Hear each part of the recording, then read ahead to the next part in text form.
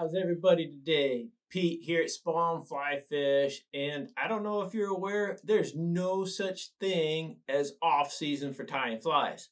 So, knowing that, why don't you grab your vise, grab some tools, let's have some fun. Let's get into this fun little bug today. We're going to keep things very simple, and we want to be thinking in terms of bunny leech. But as you can see, you've already got a hook and a bead going on here. This hook is the NS115, which is the deep streamer hook from Ahrex, this being a size 2. For the bead, just got a gritty tungsten bead. This one's a 3/16 in Chartreuse. By all means, 7/32 or 5.5 millimeter would be great. And then I've just got 10 wraps of some .020 lead-free wire to hold that bead in place. And I will get some 6/0 Chartreuse thread going here. And yes, of course, by now you do know 140 would be great. Let's just get some thread wraps over these weighted wire wraps. Make sure nothing's going to move or rotate on us. And we'll get into the back portion of this fly. Why are we tying Chartreuse? One, because it works for so many things, but also it's about that time to start thinking ahead for maybe possible Chinook flies. Yeah, I said it. Let's get started then. Here's a tail, Polliwog tail from Spawn, fluorescent Chartreuse. So if you're going to see a theme today, it's Chartreuse. But one thing I also like to do, you know me, I don't like a one single solid color for a fly. I do like some contrast points in there. And so, of course, in true form, we'll get all that rocking here in a second. For now, let's just get that tail tied in right up to where those weighted wire ends. And then we know we have an even underbody rocking already.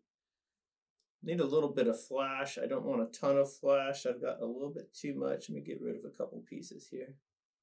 There we go. So I've got 2 Krystal flashes here, one in green, one in hot yellow. I'm going to veil both of them over the thread at the same time and bring it all up together right on top. Now, if there's a fun part, I guess this would be it. We're going to split those where we folded them or veiled them around the thread and just continue our wrap down so that they come onto either side like so. Let me see how yours looks. Pretty good. Spread mine out on my side. Pretty good. Lift them all together if possible. Sometimes it's easier said than done. And we just want a general cut here that ends lined up with that tail. Boom. Yahtzee. So now we have a little bit of contrast already in just our flash. Can't beat that. So I did say we're tying a bunny leech. And so this is Chartreuse green for the rabbit, the crosscut rabbit from Hareline. And I do have a little section here trimmed out on that leather. And so we'll get that tied in like so. And then I want a little bit of flash coming through with that bunny. And I know you've seen me do this a couple times, but here we go. This is just some polar chenille and chartreuse. I am a big fan of adding something to that rabbit, especially a solid color rabbit. Do you have to? Nah, of course not. This is, again, what makes me happy. I'm just showing you guys what makes me happy on the vise, what I'm successful with on the water. And then you translate it any way you need to be successful on your own. Doesn't always mean I gotta tie this exactly the way Pete tied it. No, you tie it the way you think is gonna work the best for you, and that could be a different color, different weight, different hook, whatever it might be. Don't be scared of it. Don't be shy. Just make it your own. I do have some water here. I'm gonna get this polar chenille and rabbit sort of married together a little bit on those fibers with just a hint of moisture. That's all it takes. And we start wrapping and just keep everything flowing to the back. Touching wraps on that leather of the rabbit, and you can't go wrong. As you can see, it sort of sandwiches the polar chenille there as well. Like it's just pretty simple, pretty intuitive. And now, just for the sake of cleanliness on where we tie off our material, let's create a little V between our usable materials and the trim material. Once we have that V, we'll just run our thread right through that V, and then we can just trim everything out. Nothing to it. That's pretty simple right there. I do have a little comb sitting here. Let's just revive this little bunny body here, so to speak. When it's damp and you've got some moisture on your fingers, you can see how it wants to track down, and that's great. It makes it a little bit easier for us to control those materials while we're tying. But once it's tied, by all means, fluff it right back up and you're good to go. So again, in the spirit of not having just a solid chunk of chartreuse here, I do have fluorescent lime marabou feather.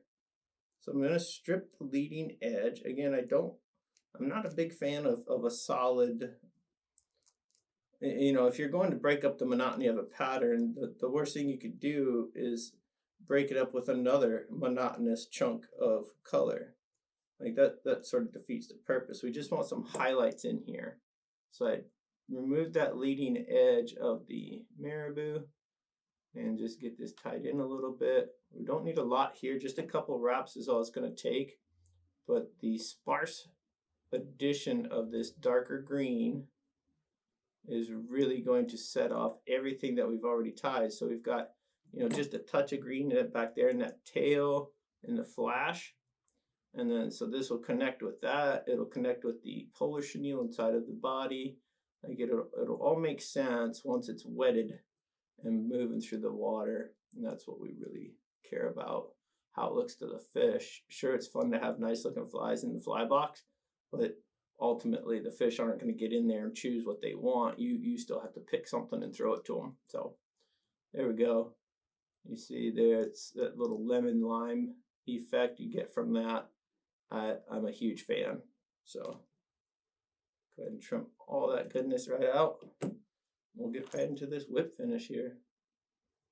Again, sparse on everything, and the culmination of a bunch of sparse moves or techniques leads to a pretty sleek fly that has a lot of interest.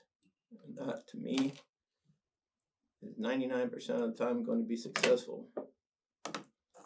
Got a little bit of Loon hardhead here. We'll just put some cement on these thread wraps, and this guy is ready for action. What eats chartreuse besides, Chinook salmon? Well, pretty much everything that swims. I don't know why. There's something eye-catching and fishy about chartreuse. I will say that. I've fished chartreuse since I was barely able to walk. It's been a while, a lot of years. And chartreuse is one of those colors that, yeah, it's worth having something in your fly box or in your gear box at all times. So there you have it, a little lemon lime effect there, a couple different shades of chartreuse, and we're ready to rock and roll. So I hope you guys enjoyed. If you did, by all means, please hit that like button. Please hit subscribe. We will see you all on the water.